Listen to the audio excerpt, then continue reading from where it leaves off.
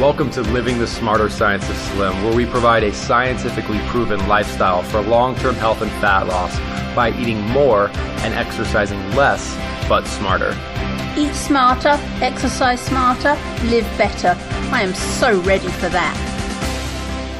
Hey everyone, Jonathan Bailor back with another bonus Smarter Science of Slim podcast. Today's show is going to be a good one because we have a man with us who was paleo before paleo was paleo, a man who was eating things found in nature and not eating things not found in nature before that was cool. We have the author of Neanderthin, now newly released on Kindle, Neanderthin, as well as the proprietor of neanderthin.com. Folks, we have none other, stick with me here, than Ray.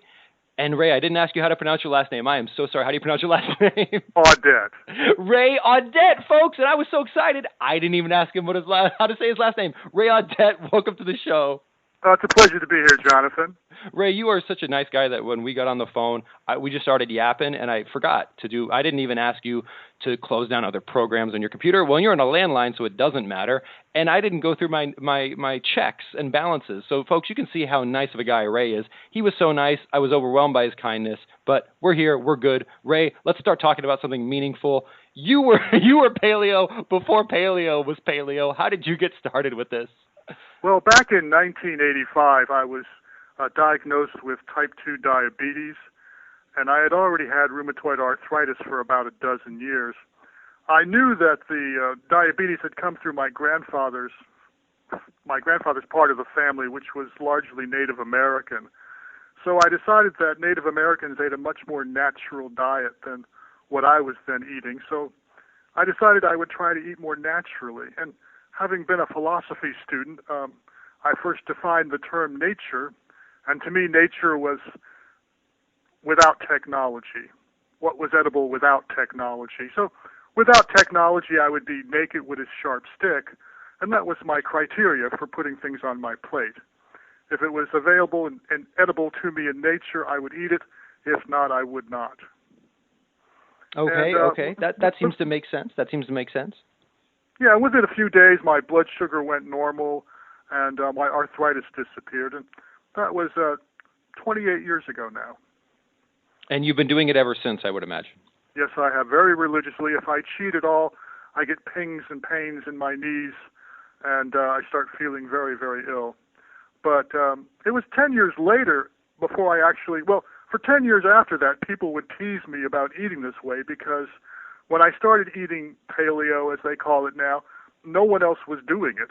Mm-hmm. And so people would tell me that I was going to die of a heart attack, and I would go off to the local medical library, and all medical libraries in the U.S. are public libraries, so I would work with the librarians there and Xerox off articles to refute what they had been telling me and then throw it in their faces. And eventually I had a box of these things that I had collected over the years, and after 10 years, my then wife told me she was going to have a baby, and so I told her, in that case, I'm going to quit my job and write my book.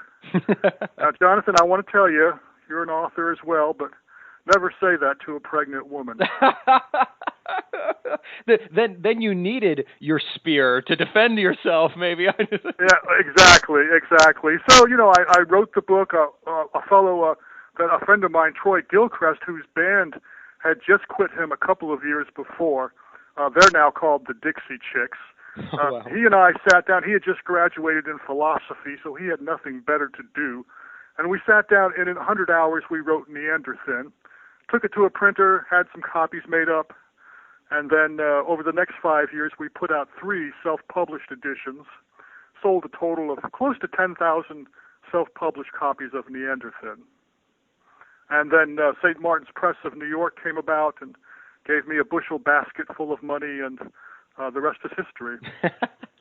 Well, Ray, what has been your observation? Like we said, folks, Ray Ray is a footnote on Wikipedia. If you look up the Paleolithic diet, like he was doing this back when, and let's be clear, folks. I mean, obviously, Lauren Cordain has massive contributions here, but there was also Connor and Boyd Eden out of Emory University that were doing this research, and that was right around the same time Ray was doing this. And Ray, my question to you is, what have you seen? Like, think of Neanderthal as it was originally envisioned, and what you see now as mainstream or popular paleo. Are there significant differences between the two?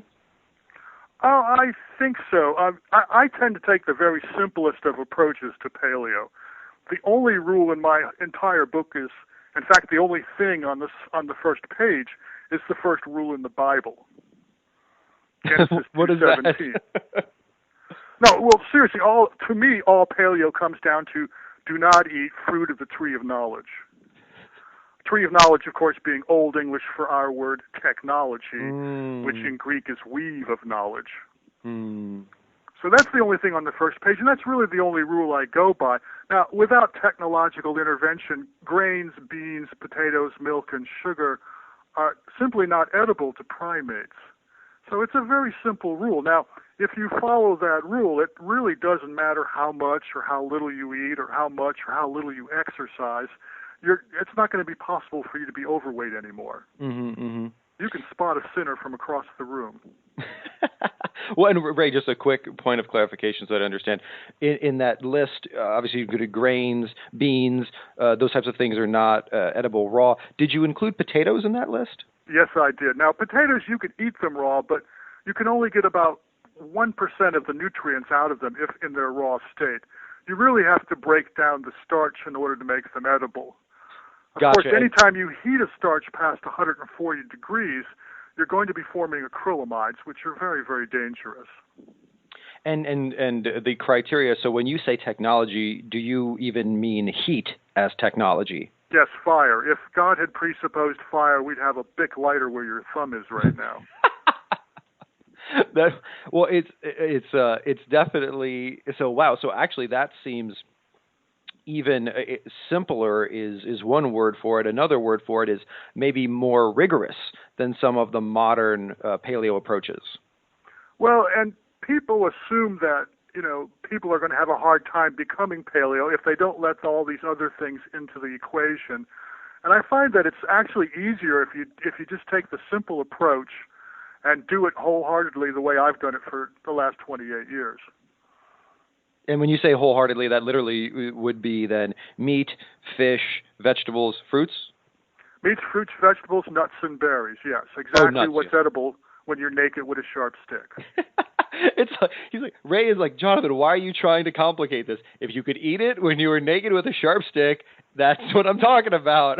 Keep it simple. I'm supposed to be the simple guy. That makes sense, Ray. That makes sense. Well, so what do you personally heat food, or is it just conceptually it shouldn't need to be heated? It has to be edible raw. Now, I do cook my food. I've had a pound of bacon every morning for the last 28 years, and I do, singe the salmonella off of it before I wolf it down.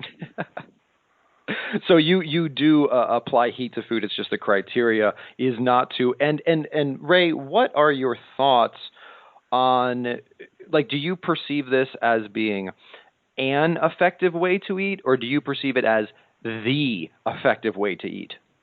I would say the effective way to eat. I'm a licensed falconer, Jonathan, and in falconry, according to U.S. government regulations, if you feed your bird something that in nature it could not eat, the government will come and seize your bird. And I don't think I should have lower standards for myself. Now, there's a book in my bibliography by Mark Cohen about what happens to human bodies when we began eating these things. We lost 40% of lifespan in one generation. We lost 6 inches of average height in one generation. We lost all our teeth by age 30 in one generation. This was the Neolithic revolution, what the theologians call the fall from grace. Now, we didn't start living longer again until the invention of the railroad. And the railroad and then refrigeration have added more years to our life than anything else in human history. Now, let me explain the reason for that, okay? University of Georgia Medical School has done 2 nutrition studies on people who live to be 100. They did it twice because the first time they simply didn't believe it. But the only thing that 100-year-olds do differently is they eat more animal fat than anyone else. Indeed, if you calculate the price of animal fat versus lifespan, since the railroad began bringing down the price of animal fat in the 1850s, the 2 numbers are in mathematical lockstep. As the price of animal fat went down, first with the railroad and then with refrigeration, lifespan went up. And it's still the number one statistical variable in how long you live. And Ray, this is fascinating. This is data that I'm actually not familiar with, so I'm curious because I've heard, and everyone I've heard this from definitely has a very clear position on nutrition that I may not agree with, and that is that these so-called blue zones, aka areas of the world where people live the longest, are areas where people eat very low-fat diets. Are you familiar with this observation? Well, no. The Georgia centenarian study is the major work on the first one was just in the U.S. centenarians. The second was worldwide. Now, and when you look at the problems that people who eat very low amounts of animal fat have, it's quite astounding.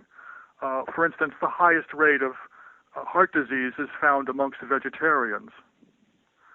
And in fact, there was a meta-study done here at UT Southwestern by a Hindu doctor, as a matter of fact, that showed that at age 40, vegetarians have 14 times the average heart disease rate. And based on those numbers, he calculated that 65% of all the world's heart attacks occur amongst Hindus. If you do a simple Google search on heart disease in India, you'll find the highest rates of heart disease in the world. And then if you compare Indian Hindus with Indian Muslims, you'll see this difference I'm talking about. Now, it's simply not possible for a primate to be a vegetarian without fruit of the tree of knowledge. Now, in 300 generations, the human immune system has not adapted to these things that no other primate eats. So that is why autoimmune disorders occur only among people who eat these things. One of the earmarks of what we call autoimmune disorders are that they're not found in nature or in hunter-gatherer populations. It's a very, very profound point, Ray, that you made, and I would actually ask you to even repeat it to highlight it for the authors, because I'm going to butcher it right now, which is this idea that a non-omnivorous diet, so we are omnivores, the idea that a nutritionally complete diet that is not omnivorous is only possible if we involve technology and some level of food processing. Is that correct? Right. Being a vegetarian is the most high-tech diet you can be on. Without technology, it's simply not possible for an ape or any kind of primate for that matter. Think about this, Jonathan. Every film of a monkey or an ape you've ever seen, they were eating meat in the form of insects. It's called grooming. They actually spend more time doing that than they do gathering fruit. In fact, there's a recent study, it's also in my bibliography on the website, from the International Journal of Primatology about how orangutans lose weight in the jungle. Yeah, this guy followed around a bunch of orangutans in the jungle with keto sticks and an upside-down umbrella to catch their urine. Yeah, you thought your day job sucked. But he found out that for half the year, even in the rainforest, fruit is seasonal. For half the year, there is no fruit. So for half the year, all the orangutans eat are high-fat nuts, fatty insect grubs, and low-carbohydrate vegetable materials. And based on their keto sticks, for half the year, they're doing Atkins. And the ones that are in the deepest ketosis are nursing and pregnant females. So apparently there's no gestational diabetes among orangutans. Oh man, that is it's much more anecdotal, but I remember reading a story in the news that there were these gorillas at some zoo and they were getting obese and they were getting diabetic and then they were eating, well, why was this happening? They were feeding them these technologically engineered biscuits which were predominantly starch, and Yeah, that's Purina monkey chow. yeah, exactly. And then they just they just switched them to a diet that more matches what they would have eaten in nature, and miraculously the diseases went away. And I'm like, what do you mean miraculously? Of course, if you feed something that which it's supposed to eat, it's going to do better. Oh, exactly. It's such a simple idea that, I've felt like crying out in the wilderness here for the last 18 years, talking about Neanderthal and the Paleolithic diet. But when you get right down to the basic brass tacks, almost anyone will agree that it's best to eat things that are edible in nature and not to eat things that are not edible in nature. And, you can get almost anyone to agree that. It's just when they start looking at what that actually means that it's hard for our minds to wrap around some of this stuff. I mean, complex carbohydrates are a big part of our society. They're the body and blood of some people's gods. And it's hard for people to get used to the idea that they may not be that good for you. Or even get used to the idea, which to the interviewee's credit, who I mentioned earlier, there is no such thing as complex carbohydrate. There is only sugar. And there's just certain foods which have long chains of sugar strung together, and there are certain foods that have individual pieces, for lack of better terms, of sugar. And also when most people would agree that eating a lot of sugar is not good for you. And then when you understand, then it's like, well, why are we even debating? This seems like it makes so much sense. And even the precursor to this, a lot of things turn into sugar when they're digested, but anytime you heat a starch past 140 degrees, it's going to form a substance called acrylamides. Acrylamides are the crunchy component of complex carbohydrates. Now, back in 1843, Stanislav Tomsky at the University of Paris determined that the best way to estimate epidemiological cancer rates was per capita grain consumption. And since 1843, we've known that grain causes cancer, but it wasn't until 2001 that we found out why. When these scientists in Sweden took blood samples from several thousand people looking for carcinogens, and they found out that about 90% of cancer are these acrylamides that I mentioned. So that's the most common carcinogen found in human bodies. Any form of starch, and potatoes are particularly high. But based on acrylamide levels, a slice of white bread has an Ames number of 300. An order of French fries, being a little bit crunchier, has an Ames number of 1,100. A single cigarette, in comparison, has an Ames number of 1.24. Oh, my goodness. Right. That's why when people began eating grains, they lost 40% of lifespan in one generation. And that doesn't even get into the other autoimmune disorders. It's quite amazing when you look at people, and I run into people with migraine headaches, and I pull up the data and I show them that 78% of migraine sufferers are allergic to wheat. They did these tests in the 70s. But can you get them to give up bread? That's a whole other question. And Ray, it seems two questions. One that's more specific, one that's more general. The specific one first. So what is your position then on this debate around safe starches in the modern paleo community? Because you mentioned potatoes and this high carcinogenic factor. That is generally lumped into the category of quote-unquote safe starches. What say you? No, they are not safe starches. Not only that, but potatoes are the most chemically contaminated food you can buy in America. So not only are they very high in acrylamides once you've made them edible, but also they have pesticides and fungicides and herbicides on them. Now, you can go to the fancy grocery store and buy organic potatoes, but unfortunately, the fungus is 8 to 10 times more carcinogenic than the fungicide. So you're actually increasing your risk of cancer by eating organic potatoes. Ray, I could imagine some listeners at this point just putting their head in their hands, because it seems that so what we're saying here is lots of science backing it. And then on the other hand, we read these books which say that, well, if you eat protein, and in fact, we did a study with mice where when you eat protein, you cause cancer, and when you don't eat protein, you don't cause cancer. So what about that? The best work on the subject is Vilhjalmur Stephenson's Cancer Disease of Civilization, where he talks about the search for cancer amongst hunter-gatherers. They did this for over 100 years, this search. And looking at over 50,000 individuals, they never found a case in a hunter-gatherer eating their traditional diet. Only among those eating missionary food. Right now, a bushel of wheat on the open market is $8.50. That's 80 pounds of wheat for $8.50, about 100 loaves of bread. That kind of profitability buys a lot of marketing. And it's really hard to overcome that sort of thing. A lot of what gets mistaken for nutritional information comes right off of TV commercials. And it has no basis in science. And I know that you're a very heavy researcher.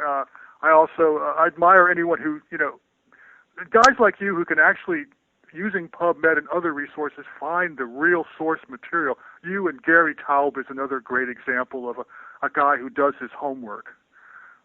People put together all kinds of books and all kinds of articles without really doing any deep research. I think Latin scares them.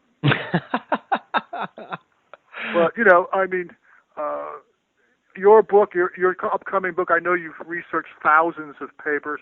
Gary Taub, in Good Calories, Bad Calories, talks about before the Internet, he could not have written that book. Absolutely. And I'm sure you're familiar with him. He's the guy that exposed the low-fat hoax and also exposed the low-calorie hoax. And, he's a very, very fine researcher. He's another Ivy League kind of a guy.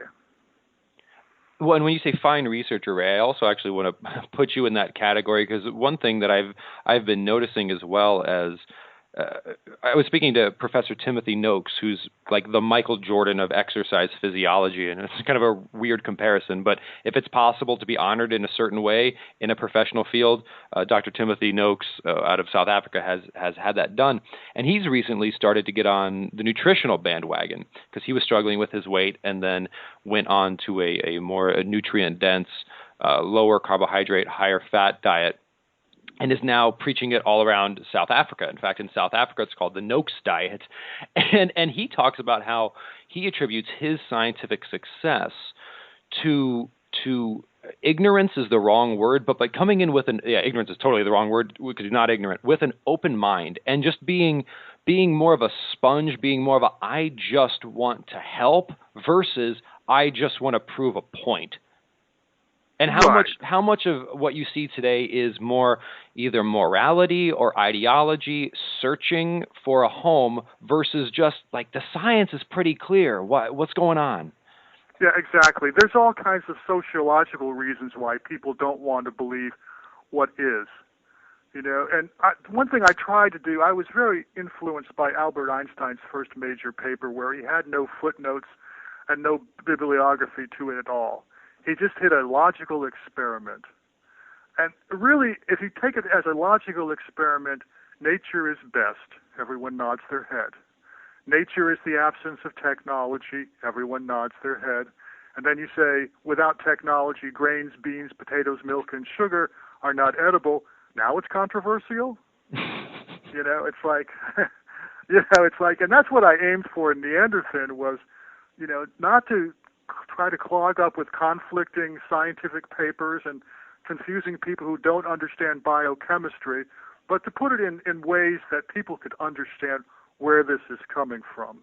And Ray, what I admire about what you just did is there's ways to put things in commonsensical, simple terms that is sound logic, and then there's ways to do that use a bit of logic tomfoolery, where it seems like the argument makes sense, but if you unpack it, like if you apply the same level of logic in other areas, you're like, wait a minute, that logic doesn't hold. For example, the people always say, they say to me a lot, well, people in China eat a lot of rice, and they're slimmer than us, so doesn't that prove that rice makes you slim? And I'm just like, okay, that was simple, but there are so many, not only logical, but just this is wrong on so many levels. Oh, yeah, exactly. Okay, so, and like, well, there are other reasons why people stay slim besides, they could be starving to death, malnourished, or there could be they walk around barefoot in rice paddies and have hookworm. Who knows? Exactly, and that's and just the general, it's sad too, because I think we were talking about this before we started the call, and if our goal is truly just to help people, at the end of the day, eat foods that make you and help you to achieve your goals, and that is all we talk about. Because if we want to have an environmental discussion, that's a separate discussion. If we want to have a morality discussion, that's a separate discussion. Let's just keep nutrition as nutrition, and if we want to talk about other stuff, let's talk about that separately. What do you think? Oh, it's definitely, there's a sociology and a morality involved with it. I just thank God every day that after thousands of years of persecution, the pigs still outnumber those that would call them unclean. And really what it comes down to is that, our animals, the ones that we eat, are the only Pleistocene megafauna that survived in Pleistocene numbers, the extinction event of 12,500 years ago. If we didn't eat them, they wouldn't be here. And we have a duty to them. That's why I eat that pound of bacon every morning. Keep in business. Well, Ray, this is an absolute pleasure. And folks, I hope you can hear in Ray's presentation the way he brings things. He's a man of science. He's a man of reason. He's a man of humor. And he's a man of common sense. And for all of those reasons and more, I would highly recommend checking out the brand new released on the Kindle. And Ray, if I'm correct, it's like $7, so it's not going to break the bank, right? No, it's $7, $6.99 actually. So it's quite a bargain. And of course, there are still print versions available on Amazon, but most of them go for more than retail now that it's out of print. So there are people who collect them, apparently. I love it. I love it, Ray. Well, please, folks, go check out his book, Neanderthin, available for only $6.99 in the newly released Kindle version. Lots of good stuff in there. And also check out his website, neanderthin.com. Ray, I want to leave you with a last word. If you had to leave our listeners with one bit of wisdom to help them live better this week and every week after, what would it be? Keep hunting and gathering knowledge. Folks, I hope you enjoyed today's show as much as I did.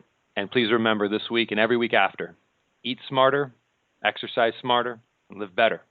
Talk with you soon. Wait, don't stop listening yet. If you like the podcast and if there's other ways we can help you, please join us in the Smarter Science of Slim support group, which is freely available at the Smarter Science of Slim website, smarterscienceofslim.com. There you'll find all kinds of free recipes and success stories and just all kinds of fun stuff like how to help your kids go sane and just great community content. And just one last thing before you go, if you wouldn't mind heading over to iTunes and up onto Amazon.com and leaving us a review, and then going over to Facebook and liking us, we would hugely appreciate it.